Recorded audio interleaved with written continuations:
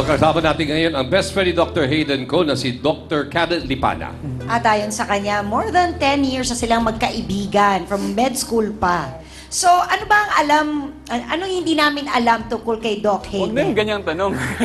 Hindi, kasi ang alam lang namin siya bilang doktor, Naglaga na to? pogi, bilang ganyan. Yung hindi namin alam tungkol sa kanya. Well, actually, ano siya, he's more of a loner. Gusto niya, ano lang, mag-isa lang siya. Gusto niya, babasa lang siya. He's actually introverted. Hindi siya mahilig mag-party. Obviously, you were one of the few friends who really stayed with him through thick and thin. Ano yung difference sa kanya from then at ngayon? Ngayon, I think mas mas cautious na siya sa mga taong pinapapasok niya sa buhay niya. Hindi katulad dati. Yung sinasabi kasi nung iba, yung kanyang behavior before, was brought about by yung pagka-rebelde. Kasi at that time, kahit anong gawin ko magagawa ko May pagka-arrogance dati, no? Pero pagkatapos ng lahat, doktora, sa tingin mo ba meron yung tinatawag na inner turmoil? Di ba? Na parang may gusto lumabas sa'yo Mga monster dyan. Tingin mo nagkaroon siya ng inner peace. Before, I think more of peer pressure nga yun Not naman more of, he's not being arrogant or ano. I think he just wanted to please other people. And ngayon, I think after everything he's been through, tas nag-reflect na siya on everything. Nagkaroon siya mas inner peace kasi alam niya na kung ano yung mas kailangan niya. Yung mga mas importante Yes, mas sa buhay. Yes. Para sa mga taong nagdududa sa kanyang pagbabago, ano masasabi mo sa kanila? Well, I guess everybody deserves a second chance. And hindi naman natin sila mapipilit. But alam mo yun, lahat tayo nagkakamali. At the end of the day, parang we were all forgiven. So we all deserve to forgive. That's true.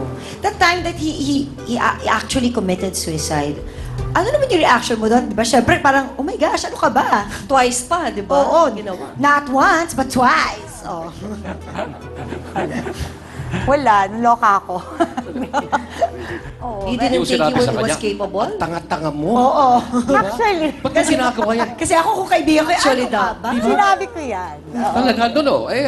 There's no reason kasi, di ba, for anyone to contemplate suicide because life is so beautiful So anong eksaktong sinabi mo sa kanya sa ospital? Oo. Pinuntahan Okay mo? lang, doktora. Hindi kami kasi dramatic yung mag-usap. We all, parang nakakatawa lang talaga. So when I saw him at the hospital, tinanong ko lang siya, Tapos tumawa lang kami, and then I asked him what he wanted to eat. I think more than, yun lang ata. Parang Hindi na kailangan pag-usapan pa in detail. Nagbalak, nagtangkang magpakamatay yung tao, Pero syempre- nakahiga sa ospital, tapos pumasok at yun lang sinabi mo, hindi. Syempre, Totoo yun. syempre, Totoo yun. Tanga-tanga. ganun kayo.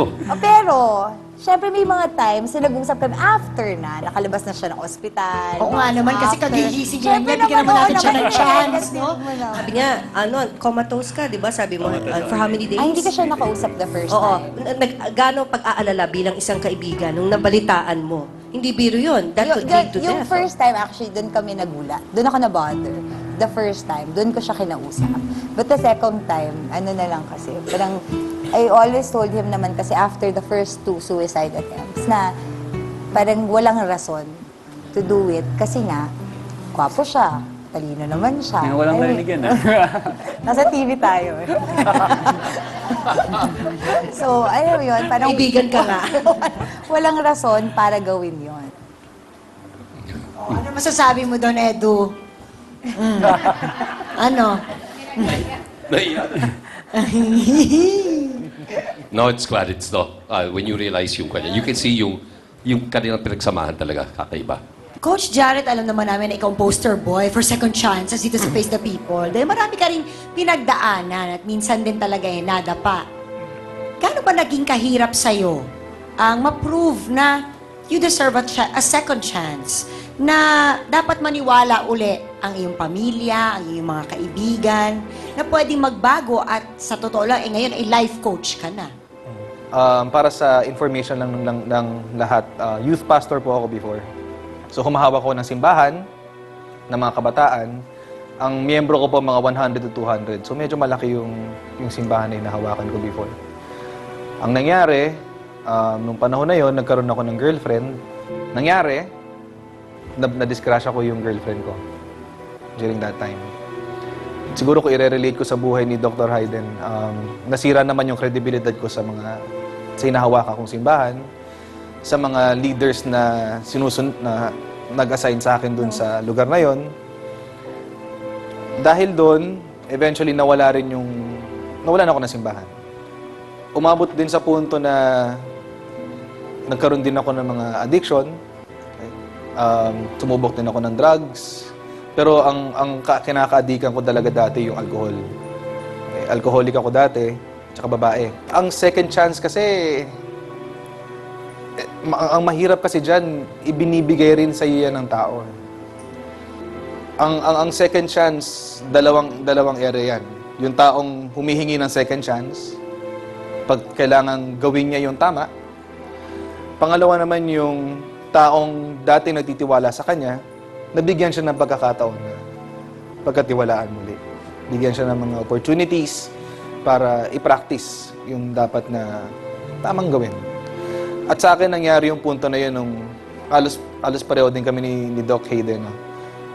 Twice din ako nag-try mag-suicide. Pero dumating yung punto sa akin nung nakarelate nga ako sa kanya kasi yung religion din ang sumagip sa akin. Nagkaroon lang ako ng turnaround nung bumalik ako kay Jesus, nung nirecognize ko na siya na, ikaw talaga yung totoong Diyos at sa'yo ko inahandog na ang buhay ko simula ngayon. So, nung nangyari yun, doon ko rin nakita yung potential ko to become a life coach. Na-experience ko yung depression, na-experience ko yung sakit ng nawalan, sakit ng nagkaroon, sakit ng meron kang pera, sakit ng wala kang pera, sakit ng nilalait ka ng tao, sakit ng pinupuri ka ng, yung joy ng pinupuri ka ng tao. Na-experience kong lahat yun. Na pwede ko nga siya ngayon gawin, pwede ko siyang pagsamasamahin at ituro ko naman sa ibang taong nangangailangan. Pag may lumapit sa akin ng tulad yan, yung mga case study natin every week, pag may lumalapit tayong sa akin na gano'n, na-relate ko yung sarili ko na, kung napagtugumpayan ko itong mga bagay na to, kaya nyo rin. Diba? Lahat naman tayo dumadaan sa ganyan. Pero yun naman yung experience ko sa second chances. Thank you, Coach. Napakinggan na po natin ang kwento ng pagbabago ni Dr. Hayden. Well, abangan natin ang kanyang final statement sa pagbabalik ng Face the People.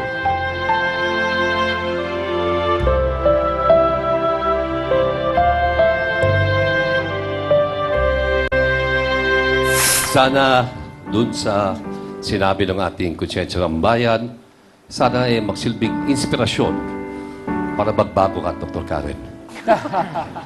So kung pwede lang, para kagad-agad, mabibigyan ka namin ng atensyon, kung ano man yun, pakiiwan lang sa akin yung phone number tsaka address. Face the People would like to thank the following: Biscan Foods, Sandy Cookies and Sandwiches, Biscan Cracker Sandwich, Circa Cracker Sandwich, Take 5 Crackers, 5 ang laman, lamang sa iba. Home Appliances by Minami, galing ng quality. Arx Mantika, mega sulit, mega tipid. Ang mantika ng Mega Moms. CY Gabriel, ang sabon ng mga artista. At Triple Delight Party Experience. Naksarap, Glowful Resto Grill and Resort. Glowful Apartel, the best. All in one place. Kumikitang pangkabuhayan. Barista Choi Vending Solutions Inc. Kaping Vento, maasahan ng bawat Pilipino.